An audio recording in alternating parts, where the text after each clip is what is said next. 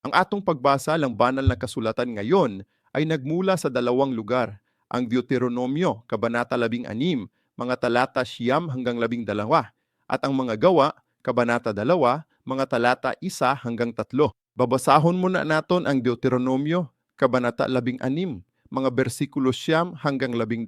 Dahil naniniwala akong nandiyan ka, babasahin ko. Bilang kag 7 linggo para sa iyong sarili. Magsisimula kang bumilang na 7 linggo mula sa araw na simulan mong gamiton ang karit sa nakatayong mga butil. Kung magkakayoy, ipagdiwang mo ang kapistahan ng mga linggo sa Panginoon mong Diyos na may handog na kusang loob ng iyong kamay na iyong ibibigay. Kung paanong pinagpapala ka ng Panginoon mong Diyos at ikaw ay magagalak sa harap ng Panginoon mong Diyos, ikaw at ang iyong anak na lalaki at babae at ang iyong mga aliping lalaki at babae at ang libita na nasa iyong bayan at ang dayuhan at ang ulila at ang balon na nasa gitna mo sa lugar na pipilion ang Panginoon mong Diyos na patatahan ang kanyang pangalan. Dapat mong tandaan na ikaw ay naging alipin sa Ehipto at dapat mong ingatan mabuti ang mga estatwang ito. Ngayon ay babasahon naton ang mga gawa, Kabanata 2, mga talata 1 hanggang 3. Mga gawa, Kabanata 2, mga talata 1 hanggang 3. Nang dumating ang araw ng Pentecostes, silang lahat ay nagkakatipon sa isang lugar. At biglang dumating mula sa langit ang isang ugong na parang isang malakas na hangin nga humahampas at pinuno nito ang buong bahay na kanilang kinaupuan. At sa kanila'y may napakitang mga dilang parang apoy na nagkalat at dumapo sa bawat isa sa kanila. Ito ang salita ng Diyos. Aleluya! Salamat kaayo sa makapatandog na awit sa koronal ug sa mga pagdayig gikan sa pangkat sa pagdayig. Para sa paghanda ng aming mga puso para sa serbisyo ngayon. Kaya una sa lahat, maliyang kapistahan ng pag-aami. Pista sa salitang Hebreo ay may dalawang salita na naglalarawan ng piging. Ang isa ay Moed at ang isa ay Hagag. Ang ibig sabot ng Moed ay takdag ng Hamon. Bagamat hindi pa gaanong pamilyar tayong mga tao sa kalendaryo ng Diyos, mayon ay isang panahong itinakda ng Diyos upang tayo at ang Diyos ay magtagpo. Espesyal na piging, ngayon ay isa sa tatlong pangunahing kapistahan. Kaya aleluya, di ba? Ang pulong, hagag magpasabot og pista o dakong salusalo. Sama sa mabasa sa Eksodo Kapitulo 23, duna kitay dakong pigingon og kalipay karon. Og ako nadampo. Dili kini sa atong kusog o paningkamot, kundili sa amaan, sa walay pagbag-ong grasya sa Dios o giya sa Espiritu Santo. Ubani kami, aron makasimba kami, uban ang pagtuo nining dakong pista karon. Amen. Gaya ng natutunan natin sa una o pangalawang pangunahing serbisyo ngayon, pinalakay ni Pastor Lee kung ano ang ibig sabuton ng kapistahan ng pag-aani. Ito ay aktwal na 50 araw sa panahon ng Pasko. Sige, at saka ang oras, tanaga ang araw ng mawod ipiniwanan niya ng detalyado. Kaya mula sa araw ng pagligtas sa Ehipto noong Pasko hanggang sa susunod na 50 araw, ating bibisitahin ang aktwal na pinangyayaran kung saan naganap ang kapistahan ng pag-aani sa kasaysayan. Fibe, sige, iyan talaga ang tipan sa Sinai.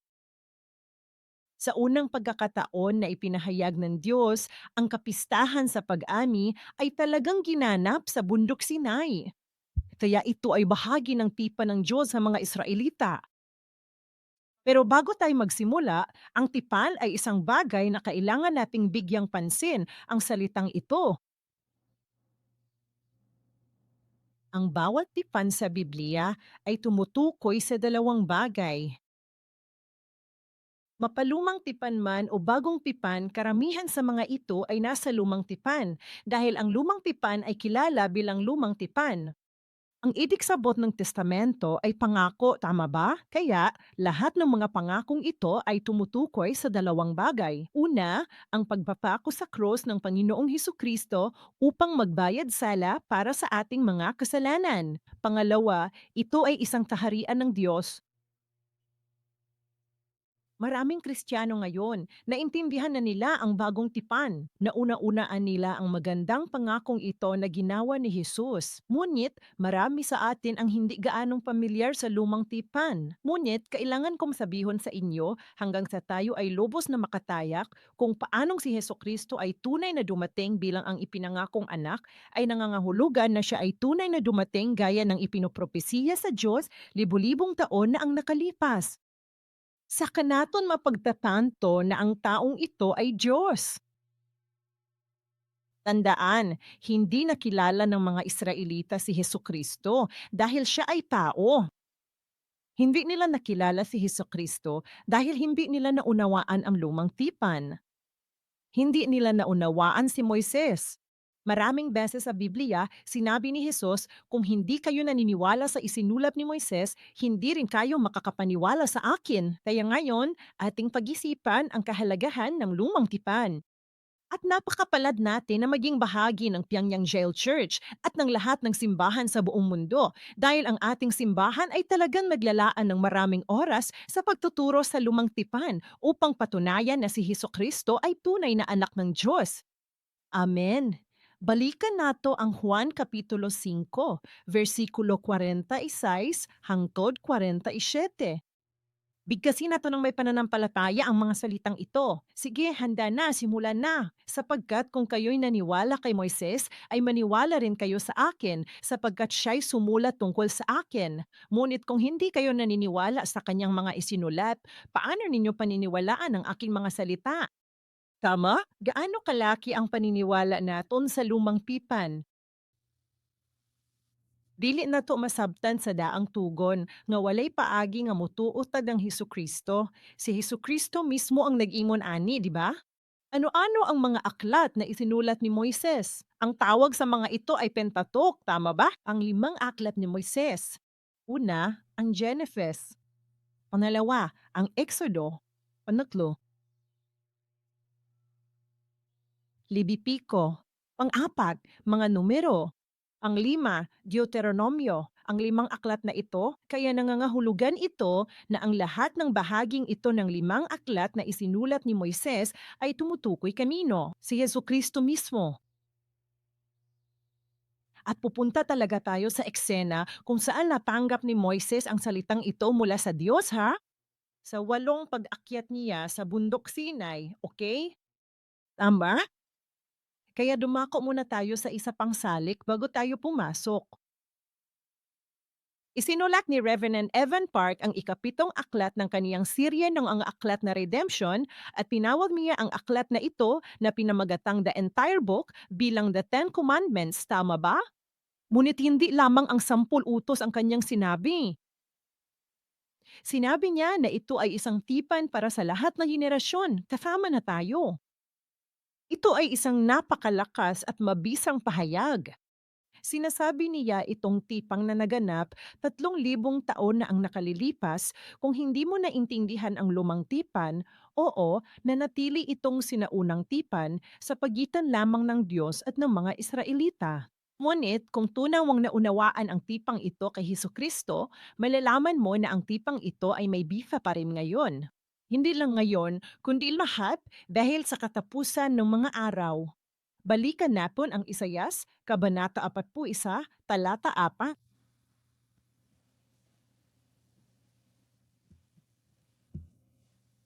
Sige, basahin naton. Sa totoo lang, naghanda ako ng slide para mabilis naton mabasa dahil ito ay malaki talaga, siksik talaga, okay? Kaya sa Isaias 41, versikulo 4, sinasabi ng Diyos, sino ang gumawa at nagsagawa nito na tumatawag ng mga salit-saling lahi mula sa simula? Ako, ang Panginoon, ang una at kasama ng huli. Ako nga siya. Sinasabi ng Diyos na tinawag niya ang lahat ng henerasyon mula kailan? Mula sa simula. Sa pagsasalin sa Koreano, ito ay isang henerasyon para sa libu-libong henerasyon. Tumawag ang Diyos. Lahat ng henerasyon, mula noong unang panahon hanggang sa puntong ito, tama ba?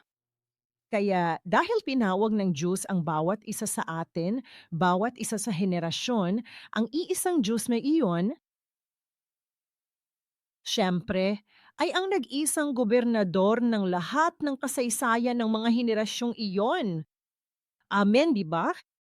Lahat ng nangyayari sa buhay ng mga henerasyong ito ay kinokontrol nino sa Diyos mismo dahil siya ang tumawag, di ba? Sa makatuod, nang pinagtibay ng Diyos ang tipan ng tipan sa bundok Sinai, sinasabi niya ito. Ang tipang ito ay hindi lamang para sa iyang mga ninuno. Ang tipang ito ay hindi lamang para sa iyo ngayon na buhay at nakikinig sa tipang ito. Ang tipang ito ay para kahit sa mga hindi pa ipinanganak na wala pa sa piling natin ngayon. Sige, tingnan muna nato ni. Nasa Deuteronomio, Kabanata 29 yan. Versikulo 14 hanggang 15. Suriin natong mabuti ang talatang ito. Anong sinasabi ng Diyos? Alam mo, ang pipang sinaiti ko dahil dito ay napakahalaga sa buhay ng mga Kristiyano. Rama, adlay nito ang walang hanggang bisa. Kaya't basahon natin ng sama-sama ang Deuteronomio 29, versikulo 14 hanggang 15. Handa na? Simulan ta. Ngayon, hindi lamang sa inyo ginagawa ko ang pipang ito at ang sumpang ito, kundi pati na rin sa mga nakatayo rito kasama natin ngayon, sa harapan ng Panginoon nating Diyos at sa mga wala rito ngayon. O yan, di ba? Wala ako roon kasama nila ngayon nung 1446 o 14 o 7 BC, tama ba? Nandito lang kami. Isinama na tayo ng Diyos sa talatang ito, di ba? Kaya ito ang walang hanggang tipan para sa lahat ng henerasyon, gaya ng pinamagatang Aklat 7. Kaya tingnan natin kung paano pinagtibay ni Moises ang tipang ito para sa aton. Sa pamamagitan nito, alam na natin na si Moises ang mangangahulugan kung sino ang ating tunay na tagapamagitan, ang ating nag-isa at tanging tagapamagitan, ang tanging perpektong tao, ang tanging Diyos, si Heso Kristo. Sige, isuot nata ang atang mga salaming de kolor at tingnan kung paano natang makikita si Jesus sa pamamagitan ni Moses. Ayos raw? Matagal na panahon na? Sige.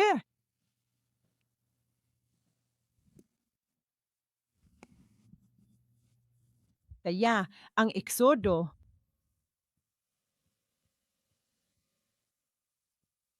ano talaga ang talagang humanga sa akim?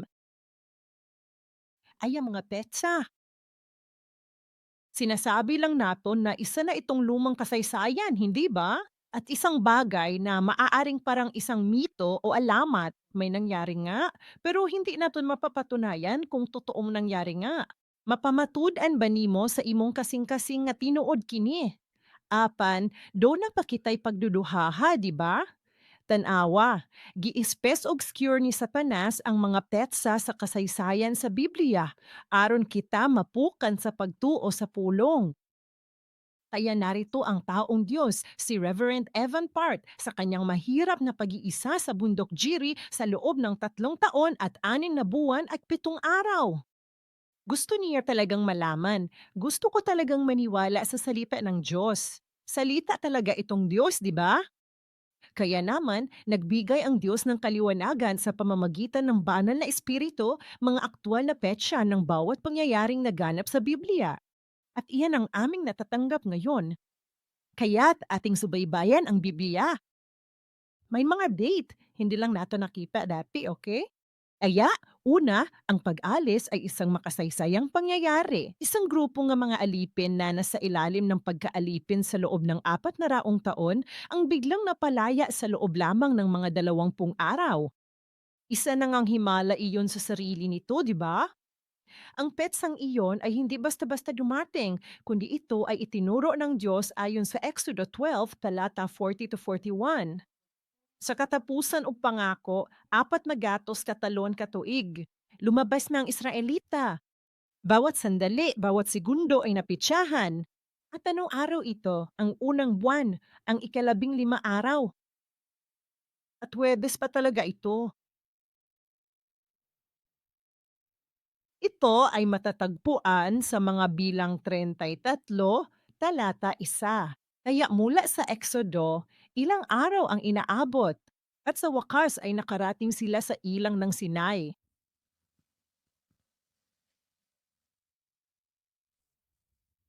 At nang dugampila sa ilang ng Sinai, inilahad din ang petsa.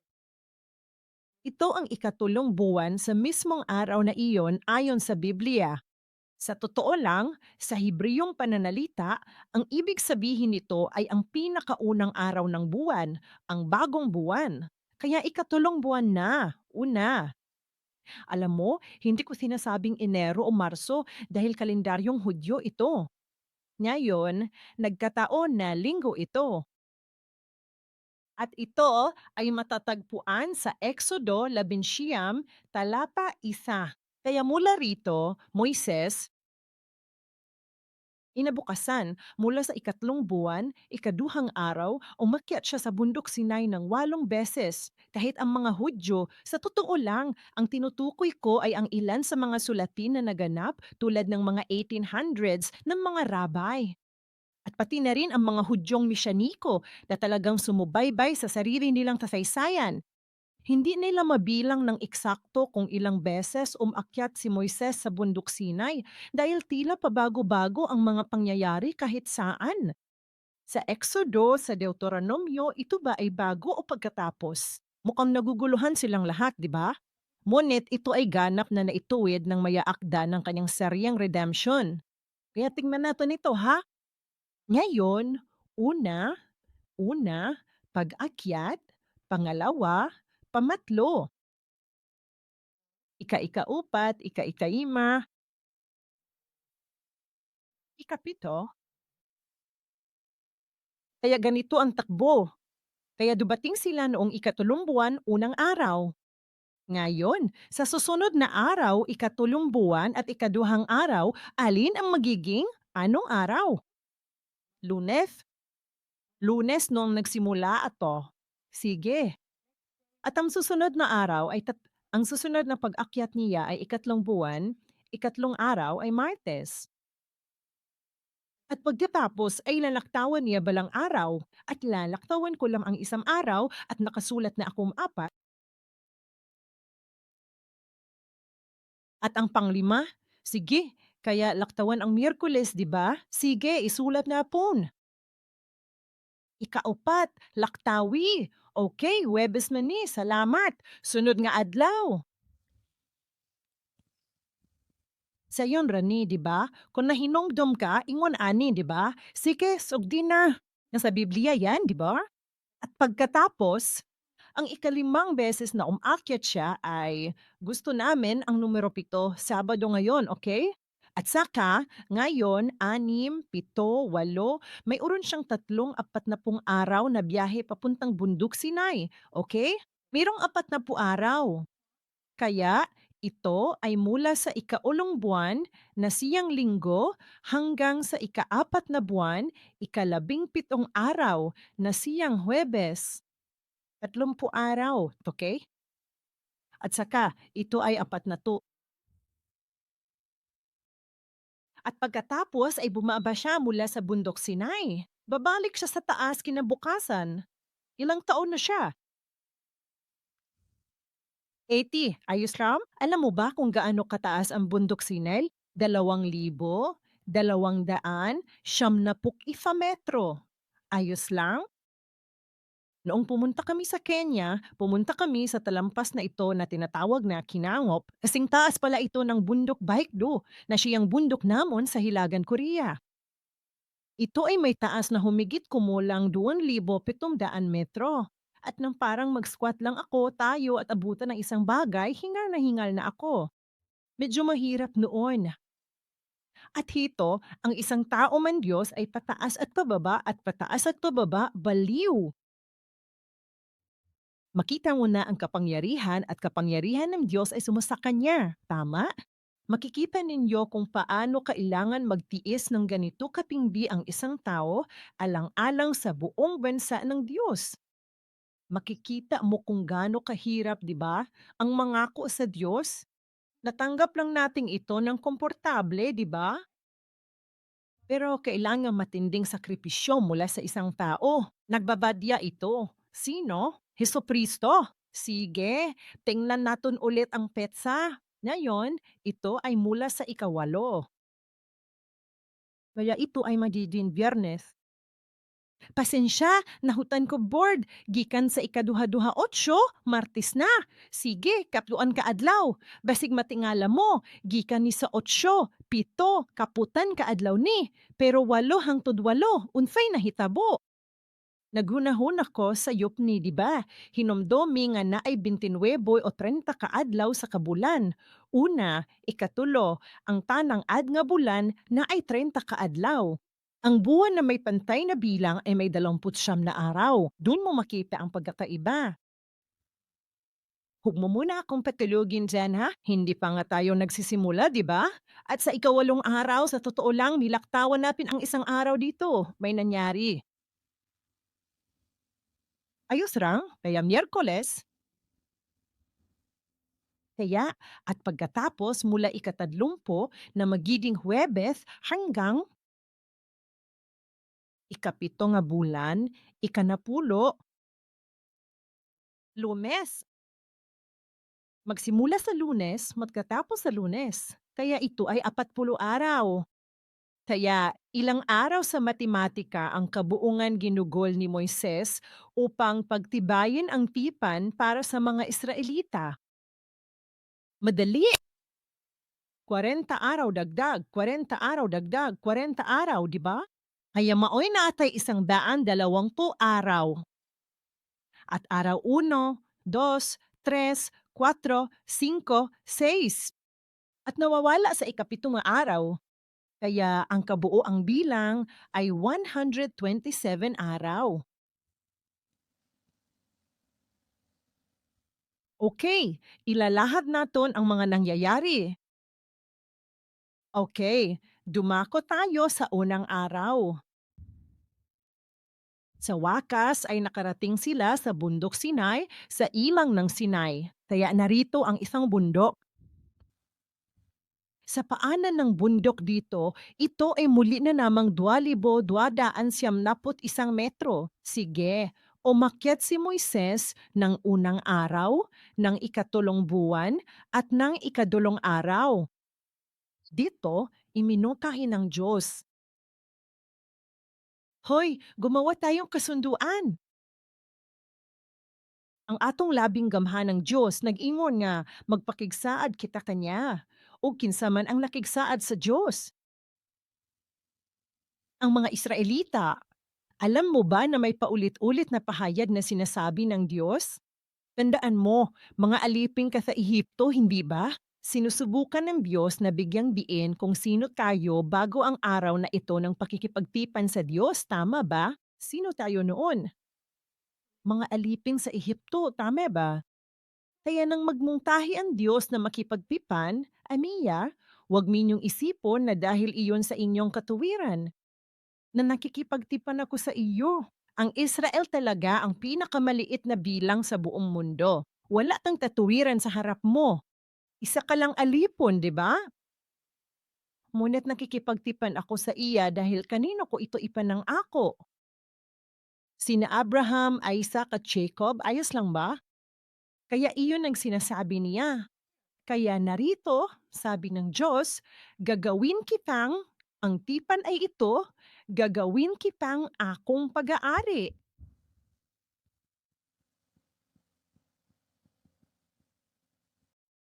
Ito ay sigula sa salitang Hebreo. Bisan ulipon lang ta, wala tayong katumod. Ingon ang Diyos, himuon pikang sigula, kahiyas sa korona.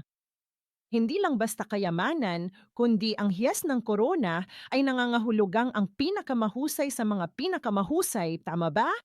At pagkatapos ay sinabi rin niya, ikaw ang magiging kaharian ng mga pari ko, kaharian ng mga pari. Ang salitang paharian ay nagmula talaga sa salitang melekah.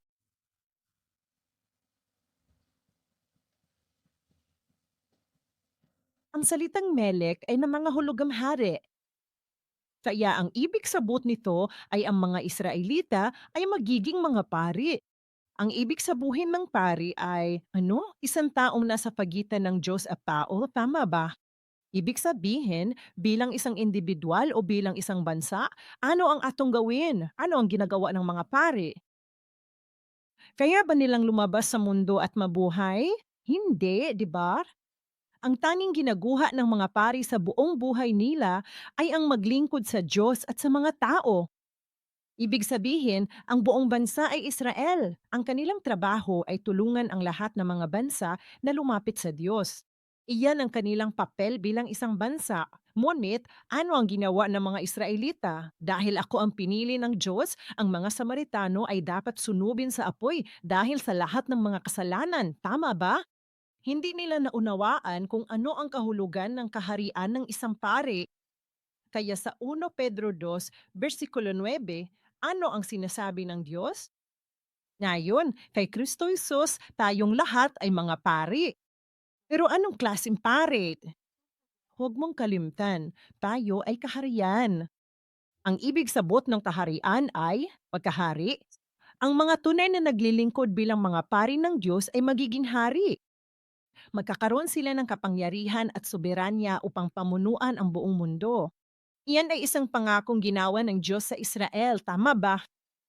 Ang kamangha-mangha ay ang nagtatag ng Korea matagal na panahon na ang nakalipas sa salitang Koreano. Ang pangalan niya ay Dangun Wangjom, okay? Isulat ko malang. Dan.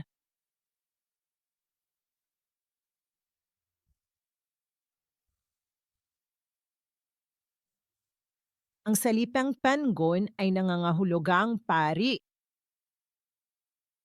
Wangkom, Wang, Korean, ay hari. Ang ibig sabot ng Wangkong ay hari. Kaya nga, bilang tagapagtatag ng bansang ito, sa katunayan, isa tayo sa ilang mga bansang sumasamba sa langit. Ang nagtatag, ang pangalan niya ay hari saserdote rin, tama ba? Kaya bilang pamana ng mga Koreano, bahagi tayo ng hari, pari at mga tao, tama ba? At sa espiritual na aspeto, tayo rin ng hari, pari at bayan, di ba? Gaano kahanga-hanga ito? Sa tinuod lang, ako lang ba ang natingala pag-ayo? Amen. Huna-huna, misaka si Moises karong adlawa og mikanaog pag-usab. Misaka siya, nana og sa samang adlaw. Tanawa, ihatag na ako ang bersikulo kanimo. Hindi naman talaga asas. Hayaan mo na ako. Wala na tayong oras, kaya ganito na lang. Ang lahat ng ito ay nasa Eksodo Kabanata 11. Ang detalye, mo ni ba siya pag-usab? Parang sinabi sa ako ng Diyos noong nasa tuktok kami ng bundok na gagawin niya kaming sigula. Gagawin niya tayong Mikela, himuon ta niyang gingharian, pinaagi sa pagkapari. Unsay sulti sa mga tao?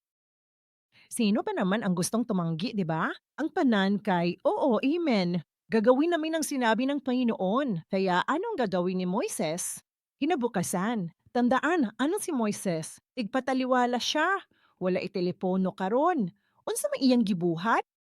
Natanggap niya ang sagot na ito mula sa mga tao at bumalik siya pabalik sa bundok Sinai kinabukasan.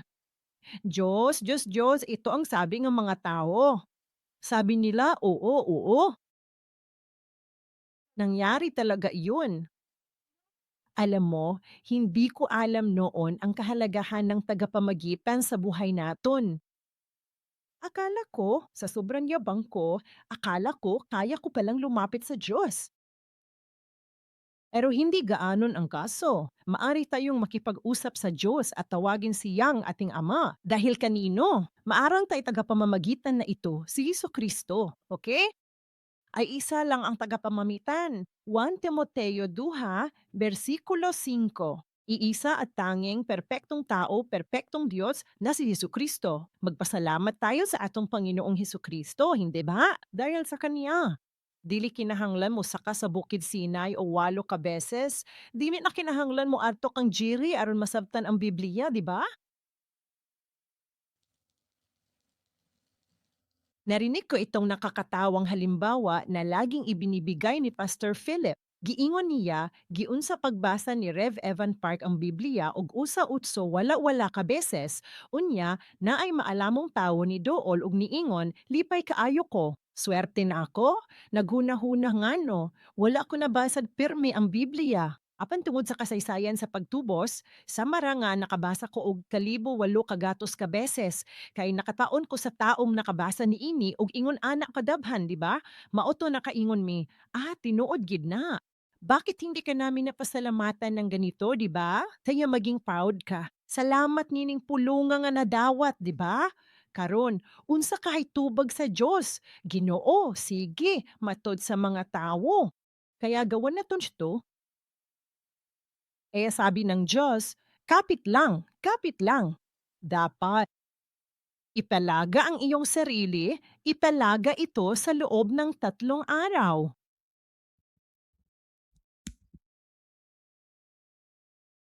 Makikipagtipan ako sa imo. Ako mismo ang bababa sa bundok dahil pisikal akong bababa sa bundok. Sinisiguro mong ang lahat ay nakatalaga sa loob ng 3 araw. Sa ikatulong araw, makakasama mo ako sa bundok Sinai. Iyan ang sabi ng Diyos, ha? Kaya kasama na iyan. Exodo, Kabanata 11 pa rin naman talaga. Exodo, Kabanata 11, versikulo 13, okay? Oo, 8 hanggang 13. At dito, isang bagay na gusto kong mapansin mo ay nasa Kabanata 11, kaya bumaba ang Diyos, tama? At nagpakita kay Moises, tama ba? Ngunit pagkatapos ay lumitaw siya sa makapal na ulap.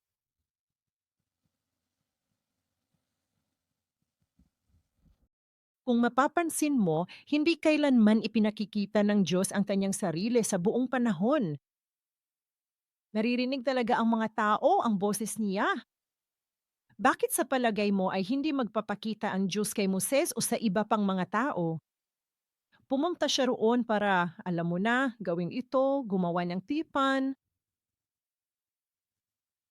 Hindi ba't sa tingin mo, kung magpapakita ang Diyos sa atin, mas magiging malinaw para sa atin na maniwala sa Kanya? Walang duda tungkol dyan, di ba? Pero hindi ginagawa yun ng Diyos. Sabi niya, ipinaparinig ko sa iyo mga tao na ako'y nagsasalita sa iyo upang sila'y maniwala sa iyo. Kita mo, tinalikuran ng mga tao si Moises dahil hindi sila makapagtiwala kay Moises. Gayun din, hindi naniwala ang mga tao sa Israel kay Jesus dahil tao lamang siya, hindi ba? Tanunay ang giingon ni Jesus na ang gisulti sa amahan, maoray iyang gipamatud-an. Sa imong hunahuna, nganong gipili man kini sa Dios? Ang tanging dahilan kung bakit hindi magsasalita ang Diyos at hindi magpapakita ng kanyang sarili ay dahil ang salita lamang ang itaas. Mutuo ang mga tao sa Diyos, dili pinaagi sa pagkakita, kundi pinaagi sa pagpaminaw o pagtuo sa iyang pulong. Dahil ang Diyos ang salita sa tasimulak, sama sa Juan 1:3, kung muhilak ka og muingon, Ginoo, ipakita imong kaugalingon aron motuo ko, basin kinahanglan nimo usbon imong hunahuna. At baguhin mo ang panalangin mo, ha? Turuan mo lang ako kung paano maniwala sayo. Kung gayon ay sisiguraduhon niyang maririnig ang kanyang tinig sa iyong isipan, sa iyong puso, upang hindi ka na muling mag-alinlangan. Kaya iyan ang ibig sabihin ng makapal na ulap. Kaya dito, umakyat si Moises sa taas na 2,200 metro. Sila miingon, sige, ingon ang Diyos, balik na. Sabihin mo sa kanila na maging malinis. Maglaba ka. May balik dayon si Moises ni Anang Adlawa. Giingnan niya ang mga tao. Mao kini ang giingon sa Dios. Pakilamba na mime, siguraduhin mong maliligo ka. Ang sabi niya, huwag kang lapit sa babae, bla bla bla bla bla, sa loob ng 3 araw. Kaya sabi ng mga tao, oo ginoo. Kaya nga, may isa pa tayong araw na pahinga, di ba? At pagkatapos, sa ikatulong araw, sa wakas, pababa na ang Diyos. Mautong nisaka si Moises, magdrawing ko. Huwebes, ani ang bukid Sinai og niabot ang Diyos. Sige, para maalala mo. At pagkatapos, sabi ni Moises, sige, ito na ang araw sa ikatulong araw. Ayak-ayak at ayak tayo, di ba? At saka, heto, sabi ng Diyos, sabi mo ba sa mga tao na hindi sila maaari pumunta sa bundok? At parang ano, oo, babanar ako ha? Sino mang makakita sa akin habang nasa gitna ng kasalanan ay aking lalagpasan. Miimon ang Dios, siguruha nga digahin sila. Pahimang may sila nga dili sila mahimong moduol nining balaang bukid. Kaya sa lahat ng matinding pag-asam na ito, umaakyat siya. Ngunit bumababa rin muli. Apan sa tinuod, sa wala pa siya manaog, si Moises na gunahuna. Ginoo, giinganan ako sila nga kung makita kanila ni ining kahimtangan, mamatay sila. Busa ayaw sila paduola. Sigurado kong nahibalo na sila. At talagang nagalit ang Diyos. Sabi niya, hindi, bumalik ka na lal, babala sila. Hindi sila maairang lumapit sa bundok. Parang napaka-harsh, di ba? Ngunit, ano ang sinusubukang gawin ang Diyos? Alam na naton na ang araw na ito, ang ikatulong buwan, ikaunim na araw, Biyernes, ay isang maluho na araw. Malaking araw ito.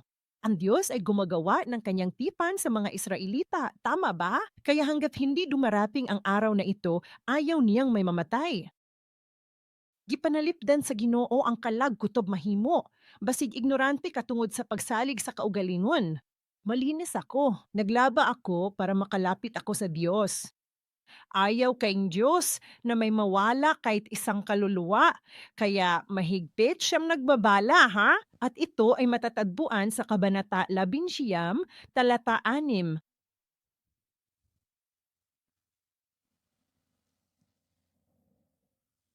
Hanggang 11. Okay, kaya mga tao, sa 3 araw na ito, sila ay ganap na inilaan. Alam nila nga hindi sila maaring lumapit sa bundok ng Diyos, tama ba? At pagkatapos, sa wakas, sa araw na ito,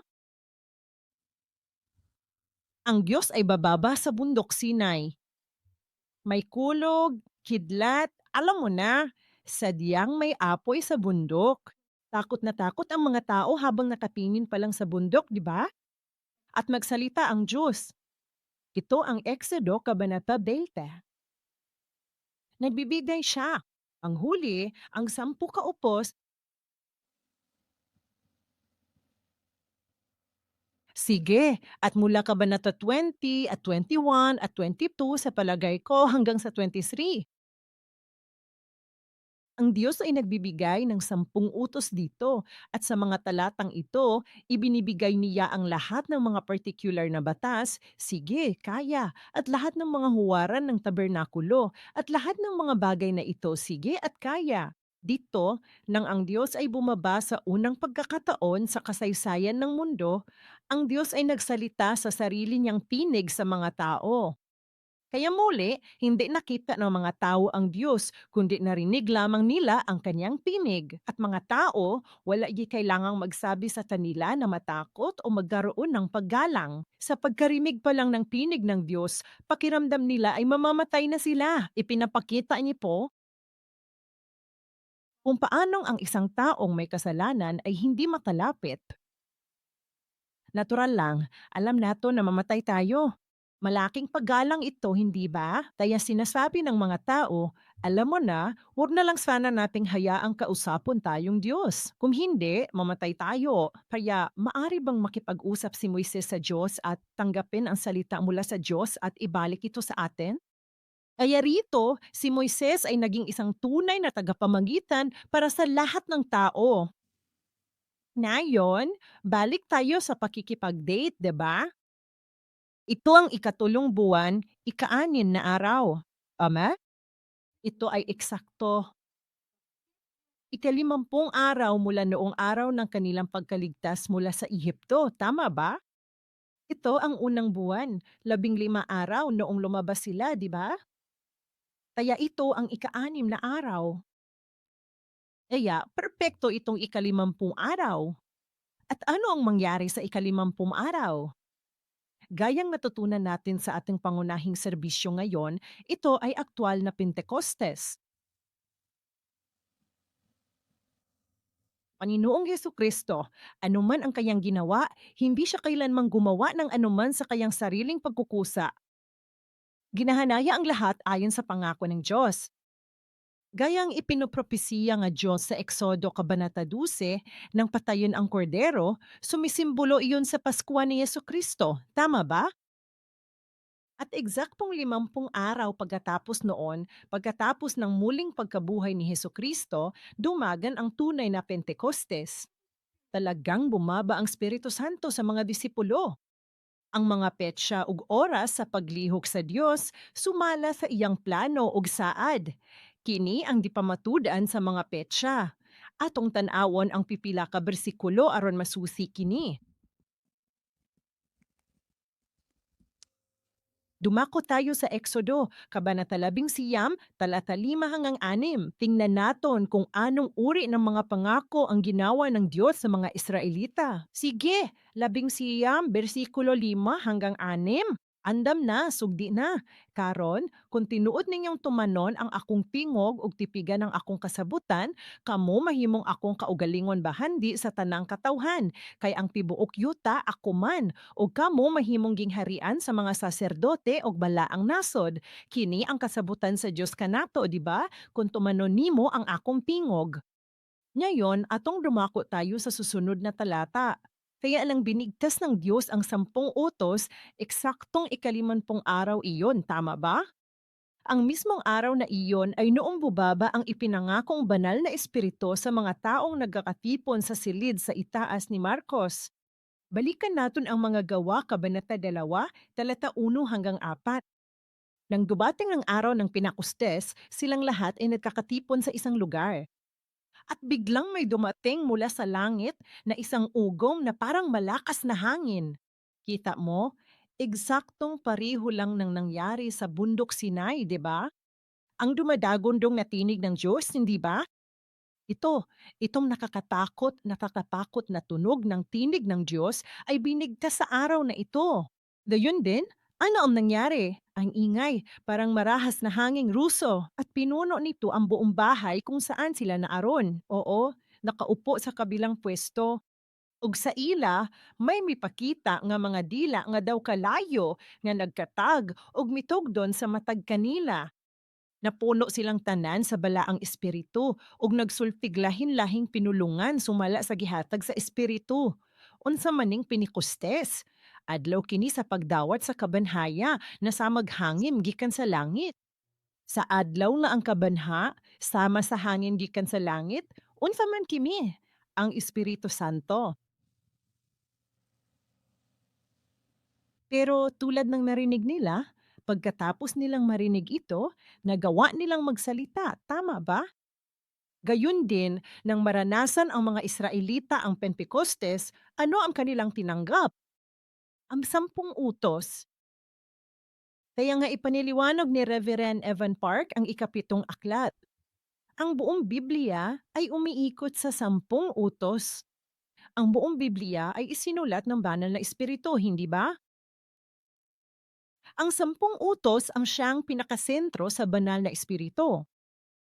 Pero bilang mga Kristiyano ngayon, dahil sa sobrang ignorante natin sa kaalaman ng Biblia, kapag sinabi natin ang 10 utos, para tayong isang maluwad na sumasakal sa ating leeg, tama? Dahil kung gagawin mo yan, mamamatay ka. Kapag nilabag mo ito, mamatay ka. Napulura kasugo ang atong gikahadlukan, wala na tumasayri ang diwa ni Imi. Apan gipatin-aw kini ni Reverend Emma Park sa ikapito nga libro, pinaagi sa napulo ka pulong.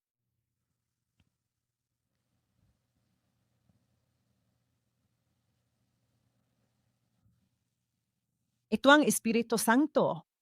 Ito ang Biblia, ang esensya ng Biblia. Kaya kapag natanggap natin ang banal na espiritu, hindi ito magawa kung wala ang salitang Diyos. Tama ba? Ang banal na espiritu ay dapat sumama sa salita ng Diyos. Ito ang ibinigay sa kanila ng Diyos. Kaya anong mangyayari sa susunod na araw?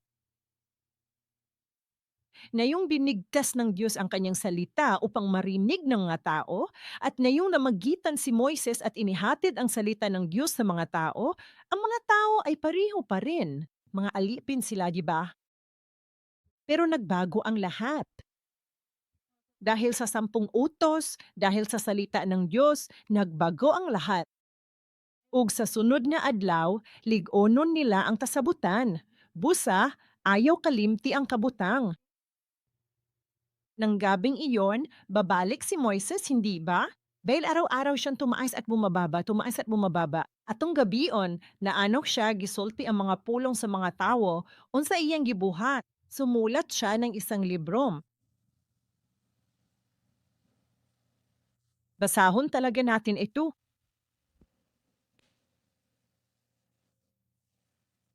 Sa dili pa, nalimtan nako ang bersikulo. Tanawan nato ang Roma 8:15, ang Espiritu, mao ang Espiritu Santo, ang napulo ka sugo na dawat sa mga Israelita. Basahon nato kini og dungan. Kay wala ninyo madawat ang espiritu sa pagkaulipon nga nagdala pag-usab og kahadlok. Mga alipin sila noon. Dapapuat ngayon, kayo'y tumanggap ng espiritu ng pagkukupkop na siyang dahilan kung bakit tayo'y sumisigaw, Aba, Ama. Dahil sa 10 utos na ibinaba sa kanila, maari na nilang tawagin ang Diyos na kanilang Ama. Hindi na sila mga alipin. At ang susunod na slide, pakiusak. Sige, at ito ang unang bunga ng Espiritu. Sige, mga taga-Roma 8, versikulo 23. Andam na? So good. Dili lang tana, kita sab nga doon ay unang bunga sa Espiritu, nagaagulo sa sulod nato, naghinam-hinam sa pagsagop isip mga anak, ang pagtubo sa atong lawas. Kaya, mga kapatid, ngayon ay isang pigin ng ani. Nalaman nato na 50 araw pala talaga, di ba? 50 araw na lang bago ang Pasko, 'di ba? Kaya, eksaktong 50 araw mula sa araw na ito ng pag-alis sa Ehipto, ang mga Israelita ay nakatanggap ng 10 utos. Ang araw na ito, ang ikatlong buwan, ang ika-6 na araw, ang Biyernes na ito, ay isang tunay na kapistahan ng pag-aani. Ayan ang araw kung kailan naton tinatanggap ang 10 utos. Iyang araw kung kailan naton tinatanggap ang Espiritu Santo. Tama ba? Ang unang boomer ng Espiritu Santo. Kaya ano ang gusto ng Diyos sa piging na ito ng pag-aani? Makikita natin mula rito. Kaya sa totoo lang, ang mga Israelita ay talagang pumunta at nagkaroon sila ng seremonya ng tipan. Ngayon, sa seremonya ng tipan na ito, ang mangyayari ay babasahin ni Moises ang aklat na isinulat niya buong gabi at babasahin niya ang salitang ito sa mga tao at sasabihin ng mga tao, "Naku, ito ang salita ng Diyos." At sinabi nila, "Amen." Magmamasid sila. At pagtatapos ay kukunin niya ang dugo at iwiwisik ito sa altar, sa mga handog at sa mga tao, at gayon din sa aklat ng tipan. Kaya ito ay ginawa gamit ang dugo na nangangahulugang sinumang lumabag sa tipan ay kapalit sa kanyang buhay. Sige, ito ay isang tipan ng dugo. Pero dumako naman tayo sa talatang ito. Exodo, Kabanata 24, talata 3 hanggang 4.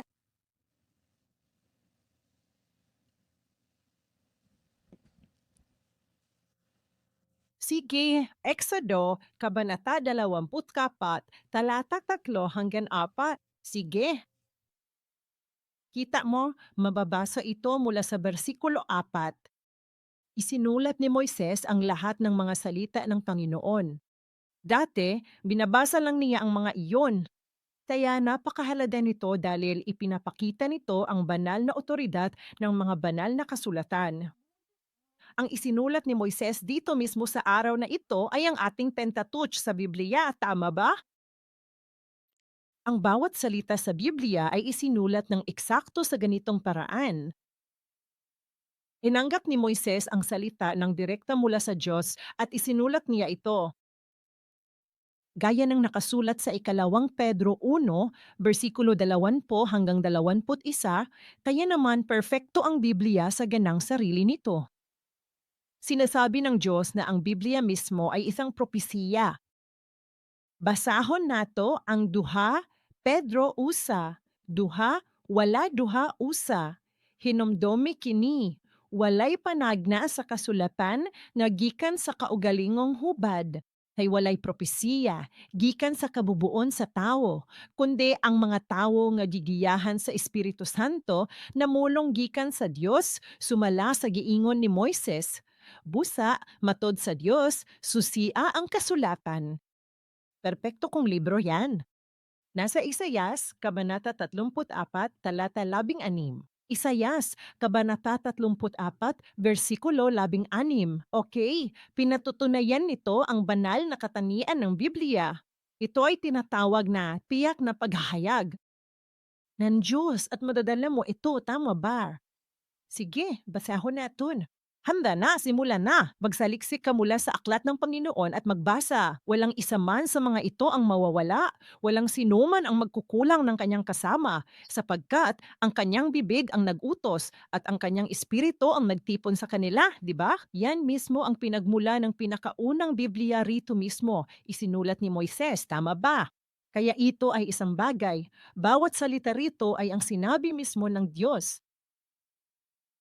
Kaya at hito, naubusan na tayong oras, kaya lalaktawan na lang naton ang bahaging ito. At pagkatapos nito, magkakaroon sila ng hapunan ng tipan kasama ang Diyos. Kaya sa wakas, nakaakyat na sila sa bundok. Sina Moises, Aaron, Nadab, Abihu at 70 matatanda. Ang mga pinunong ito ay umakyat sa bundok. Tandaan mo sa araw na ito, sabi ng Diyos, huwag ka nang pumunta, di ba? Ngayon, bigla na lang, matapos nilang marinig ang balita, nagbago ang lahat. Ngayon ay maari na silang umakyat sa bundok. Hindi lang iyon, nakikita rin nila ang Diyos. Hindi lang iyon, maari silang kumain at uminom kasama ng Diyos. At tinawag sila ng Diyos na mga maharlika.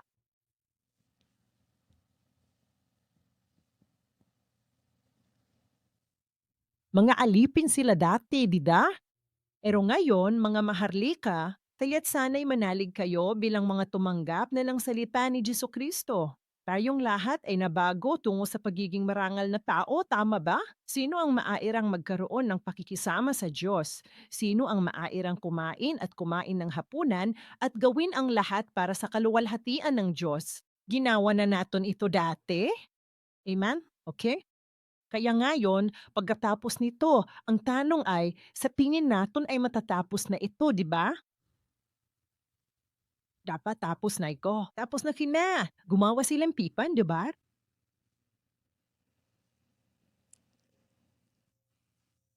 Pero hindi pa tapos. Alam naming may 40 araw, 40 araw, 40 araw na naghintay dito.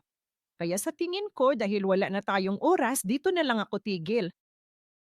Pag-aralan natin ang tungkol sa susunod na 40 araw kung bakit kinakailangan ang 40 araw na ito. Bakit hindi na lang dito tumigil ang Diyos? Tinatawag silang mga maharlika. Nayam kaya na nila yan gawin, di ba? Sila ay mga taong may pipan ngayon.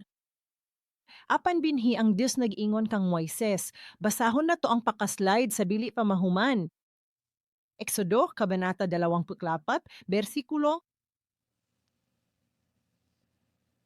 Kita nyo, sistema kung gipresentar kini ni Reverend Evan Park sa unang higayon. Lisod balikan kining tanan sa sulod lang sa press wala, hangtod 4 wala ka minuto. Kaya titigil na tayo rito, nungit basahin natin ang isa pang talata. Exodo 24, talata 12. Kaya ito na ang kabanata, tama, tingnan natin may 20 at 21 iyon. At dito sa ika-24, sabi ng Diyos, magbasa tayo. Handa na, simulan. Ngayon, sinabi ng Panginoon kay Moises, umakyat ka rito sa akon sa bundok at manatili ka roon. At ibibigay ko sa iyo ang mga tapyas na bato na kinasusulatan ng kautusan at ng utos na akong isinulat doon. Bakit ito kinakailangan? Kita mo, sabi ng Diyos, ang pananatili rito ay nangangahulugan na hindi na bababa si Moises sa araw ding iyon. Tama? Bakit kailangan ang 2 tapyas na bato? Pag-usapan natin ito sa susunod. Sige, magtapos tayo sa panalangin. Diyos Ama namin, maraming salamat po sa pagdala sa amin sa kapistahan sa pag-aani. Bagamat dumarating tayo sa araw na ito na parang isa na namang araw ng taon, Ama, itinakda mo na ang panahong ito bilang isang dakilang piging upang salubungin ka. Ama, buksan mo po ang aming mga mata at tulungan mo kaming maunawaan ang iyong puso kung gaano mo kami hinangad na makila. Gaano mo kagustong tunay na magalak kami sa iyo dahil sa mahimalang at dakilang gawain ang pagtubos na ginawa mo sa aming mga buhay sa pamamagitan ni Heso Kristo. Ama, tulungan mo kaming tunay na maniwala sa gawain ni Heso Kristo sapagkat lahat ng kanyang ginawa ay naipropesiha, naipangako at natupad na naayon dito. Naway marinig namin ang salita ng Diyos at lumago sa pananampalataya na sapat na upang ikalugdan mo, Ama, upang tunay kaming makapagbagong anyo at makapagsakatuparan kasama ng kasaysayan ng pagtubos sa huling panahon. Amahan, panalangini ang matag miyembro sa Shalom no mapuno sa Espiritu Santo karong adlawa. Daghang butang ang wala nato masabti. Usahay, ang Biblia tayaon sa among kasing-kasing. Apan ablihi kini ug tabangi kami ngotomon sa imong pulong. Tinguhaing makasabot ug musunod. Hinaot ang tingog sa mga Israelita nga atong sundon ang pulong sa Ginoo maato usab karon. Salamat nining adlaw sa napulo kasugo. Sa ngalan ni Jesus nagaampo kami. Amen.